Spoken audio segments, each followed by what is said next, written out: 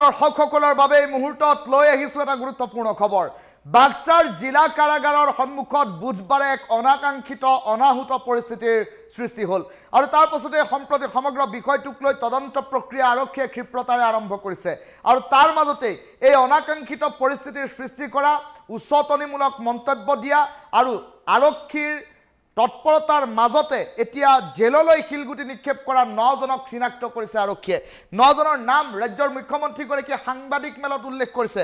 নাম কেইটা জনাইছো: নুৰুল আলম, মহিদুল ইছলাম, মুস্তাফা আহমেদ, শিবজান আলী, আহেলা মিয়া, ৰমিজ আলী, আসিক আৰু প্ৰাক্তন ছাত্ৰ নেতা হৰে কৃষ্ণ পাঠক। এই 9 জনক ইতিমধ্যে চিনাক্ত কৰা হৈছে। ইয়াৰে ভিতৰত 2 জনক ইতিমধ্যে গ্ৰেপ্তাৰ কৰাৰ বাতৰি আহি পৰিছে। ৰাজ্যৰ মুখ্যমন্ত্ৰী ডক্টৰ হিমন্ত বিশ্ব শৰ্মাই উল্লেখ কৰিছে যে এই 9 জনক চিনাক্ত কৰি 2 জনক গ্ৰেপ্তাৰ কৰা হৈছে। আৰু অধিক ভিডিঅ' ফুটেজ চাই আৰক্ষীয়ে তদন্ত প্ৰক্ৰিয়া ক্ষিপ্ৰ কৰিছে। মাদুলিবাৰীৰ নুৰুল আলম, ABMCৰ সদস্য মহিদুল ইছলাম আৰু মুস্তাফা আহমেদ, শিবজন আলী, আহেলা মিয়া এই কেইজনক ইতিমধ্যে চিনাক্ত কৰা হৈছে। ৰমিজ আলী, আসিক আৰু প্ৰাক্তন ছাত্ৰ নেতা হৰে কৃষ্ণ পাঠক, কা আন্দোলনৰ সময়ত আছুৰ পৰা বহিষ্কৃত নেতা হৰে কৃষ্ণ পাঠক। ইয়াৰ পাছত ৰমিজ আলী আৰু আহেলা মিয়াক ইতিমধ্যে আৰক্ষীয়ে গ্ৰেপ্তাৰ কৰিছে আৰু আন কেইবাজনকো চিনাক্ত কৰিছে। এইসকল লোকেই বাক্সাৰ জিলা কাৰাগাৰৰ সন্মুখত এক প্ৰকাৰ অনাহুত পৰিস্থিতিৰ সৃষ্টি কৰিছিল আৰু তেনে পৰিপ্ৰেক্ষিতত এতিয়া দেখিবলৈ পোৱা গৈছে সমগ্ৰ বিষয়টোক লৈ ৰাজ্যৰ প্ৰতিটো প্ৰান্তত প্ৰতিক্ৰিয়া অব্যাহত আছে। জুবিন গাৰ্গৰ ন্যায়ৰ অন্তৰালত এতিয়া একাংশই অসম অশান্ত কৰাৰ পৰিকল্পনা কৰিছে নেকি তাক লৈ প্ৰশ্ন উত্থাপন হৈছে। বাক্সাত কালিৰ দিনটোত সংঘটিত হোৱা এই ভয়ংকৰ ঘটনাৰ পাছত সম্প্ৰতি 9 জনক চিনাক্ত কৰা হৈছে। মাদুলিবাৰীৰ নুৰুল আলম, ABMCৰ সদস্য মাজিদুল, মুস্তাফা আহমেদ, শিবজন আলী আৰু সমান্তৰালকৈ আহেলা মিয়া, ৰমিজ আলী, আসিক আৰু প্ৰাক্তন ছাত্ৰ নেতা হৰে কৃষ্ণ পাঠক এই কেইজনক চিনাক্ত কৰা হৈছে। ৰমিজ আলী আৰু আহেলা মিয়াক ইতিমধ্যে গ্ৰেপ্তাৰ কৰিছে আৰক্ষীয়ে আৰু সমান্তৰালকৈ আৰু অধিক ভিডিঅ' ফুটেজ সংগ্ৰহ কৰি ভিডিঅ' ফুটেজ পৰীক্ষা কৰি আৰক্ষীয়ে তদন্ত প্ৰক্ৰিয়া চলাই আছে। এই উৎপতীয়া কাৰবাৰ যিসকলে কৰিছিল, যিসকলে আইন হাতত তুলি লৈছিল, তেওঁলোকৰ বিৰুদ্ধে ব্যৱস্থা গ্ৰহণ কৰা হ'ব আৰু আৰক্ষীয়েও আদালতত তেওঁলোকৰ পক্ষ ৰাখিব লাগিব, কিয়নো আৰক্ষীৰ গুলীত আহত হৈছে এজন। সেই সন্দৰ্ভতো আৰক্ষীয়ে পক্ষ ৰাখিব লাগিব। এই কথা ৰাজ্যৰ মুখ্যমন্ত্ৰীগৰাকীয়ে কেবিনেট বৈঠকৰ অন্তত সাংবাদিক মেলত উল্লেখ কৰিছে। ৰাজ্যৰ মুখ্যমন্ত্ৰী ডক্টৰ হিমন্ত বিশ্ব শৰ্মাৰ মন্তব্য শুনাই লৈছোঁ। বাক্সা কাৰাগাৰৰ সন্মুখত যি ঘটনা সংঘটিত হ'ল তাৰ পৰিপ্ৰেক্ষিতত এই ঘটনাৰ লগত জড়িত কেইবাজনো ব্যক্তিক ৰাজ্যৰ আৰক্ষী প্ৰশাসনে চিনাক্ত কৰিছে।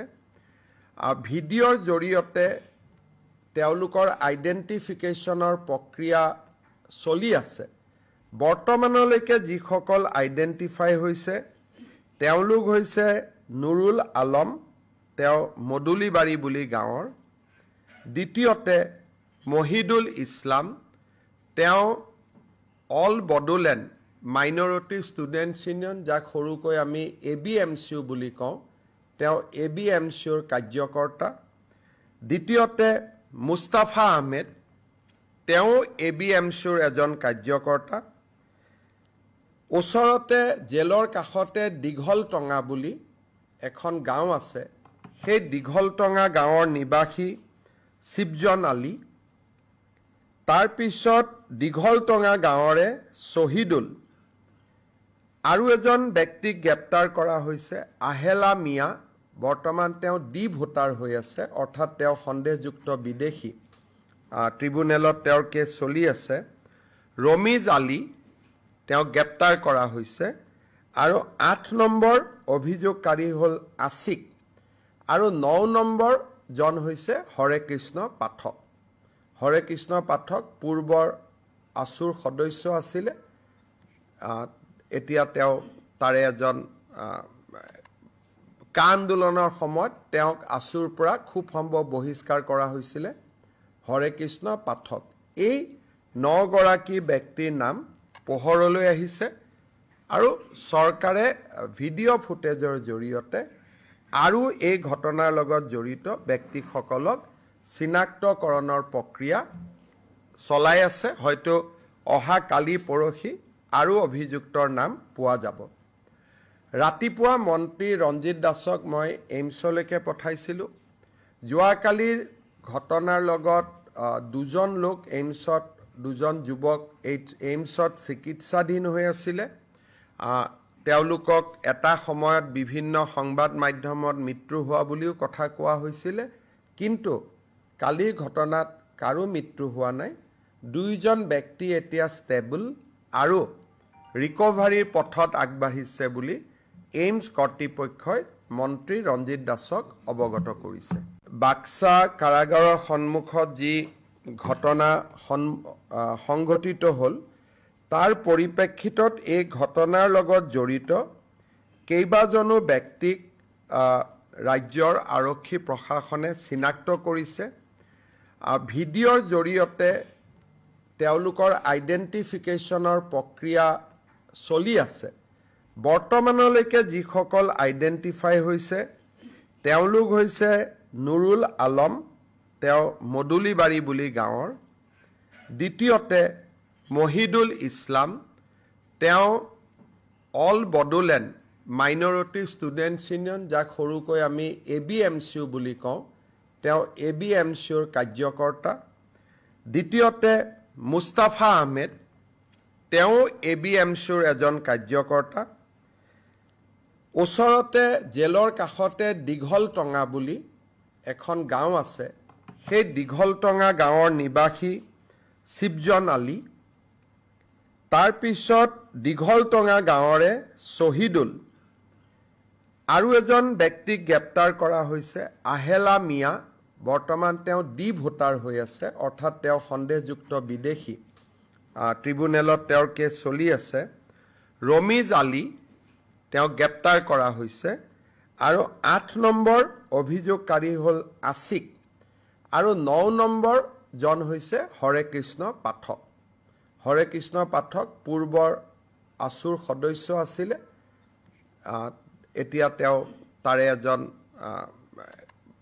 কা আন্দোলনৰ সময়ত তেওঁক আসুৰ পৰা খুব সম্ভৱ বহিষ্কাৰ কৰা হৈছিলে হৰে কৃষ্ণ পাঠক এই 9 গৰাকী ব্যক্তিৰ নাম পোহৰলৈ আহিছে আৰু চৰকাৰে ভিডিঅ' ফুটেজৰ জৰিয়তে আৰু এই ঘটনাৰ লগত জড়িত ব্যক্তিসকলক চিনাক্তকৰণৰ প্ৰক্ৰিয়া চলাই আছে হয়তো অহা কালি পৰহি আৰু অভিযুক্তৰ নাম পোৱা যাব ৰাতিপুৱা মন্ত্ৰী ৰঞ্জিত দাসক মই এইমছলৈকে পঠাইছিলোঁ যোৱাকালিৰ ঘটনাৰ লগত দুজন লোক এইমছত দুজন যুৱক এইমছত চিকিৎসাধীন হৈ আছিলে তেওঁলোকক এটা সময়ত বিভিন্ন সংবাদ মাধ্যমত মৃত্যু হোৱা বুলিও কথা কোৱা হৈছিলে কিন্তু কালিৰ ঘটনাত কাৰো মৃত্যু হোৱা নাই দুইজন ব্যক্তি এতিয়া ষ্টেবল আৰু ৰিকভাৰীৰ পথত আগবাঢ়িছে বুলি এইমছ কৰ্তৃপক্ষই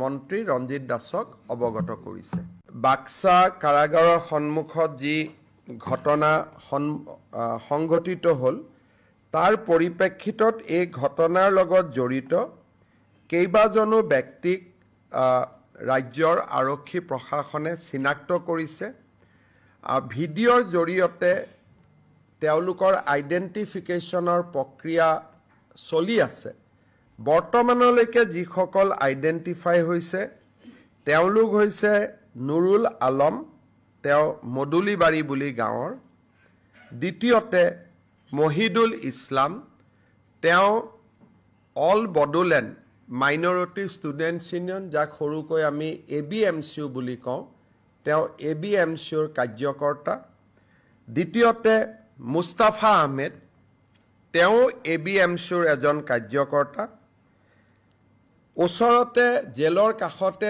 দীঘলটঙা বুলি এখন গাঁও আছে সেই দীঘলটঙা গাঁৱৰ নিবাসী শিৱজন আলী তাৰ পিছত দীঘলটঙা গাঁৱৰে শহীদুল আৰু এজন ব্যক্তিক গ্ৰেপ্তাৰ কৰা হৈছে আহেলা মিয়া বৰ্তমান তেওঁ ডি ভোটাৰ হৈ আছে অৰ্থাৎ তেওঁ সন্দেহযুক্ত বিদেশী ট্ৰিব্যুনেলত তেওঁৰ কেছ চলি আছে ৰমিজ আলী তেওঁ গ্ৰেপ্তাৰ কৰা হৈছে আৰু 8 নম্বৰ অভিযোগকাৰী হ'ল আছিক আৰু 9 নম্বৰ জন হৈছে হৰে কৃষ্ণ পাঠক। হৰে কৃষ্ণ পাঠক পূৰ্বৰ আসুৰ সদস্য আছিলে, এতিয়া তেওঁ তাৰে এজন কা আন্দোলনৰ সময়ত তেওঁক আসুৰ পৰা খুব সম্ভৱ বহিষ্কাৰ কৰা হৈছিলে। হৰে কৃষ্ণ পাঠক এই 9 গৰাকী ব্যক্তিৰ নাম পোহৰলৈ আহিছে আৰু চৰকাৰে ভিডিঅ' ফুটেজৰ জৰিয়তে আৰু এই ঘটনাৰ লগত জড়িত ব্যক্তিসকলক চিনাক্তকৰণৰ প্ৰক্ৰিয়া চলাই আছে। হয়তো অহা কালি পৰহি আৰু অভিযুক্তৰ নাম পোৱা যাব। ৰাতিপুৱা মন্ত্ৰী ৰঞ্জিত দাসক মই এইমছলৈকে পঠাইছিলোঁ। যোৱাকালিৰ ঘটনাৰ লগত 2জন লোক এইমছত, 2জন যুৱক এইমছত চিকিৎসাধীন হৈ আছিলে। তেওঁলোকক এটা সময়ত বিভিন্ন সংবাদ মাধ্যমত মৃত্যু হোৱা বুলিও কথা কোৱা হৈছিলে, কিন্তু কালিৰ ঘটনাত কাৰো মৃত্যু হোৱা নাই।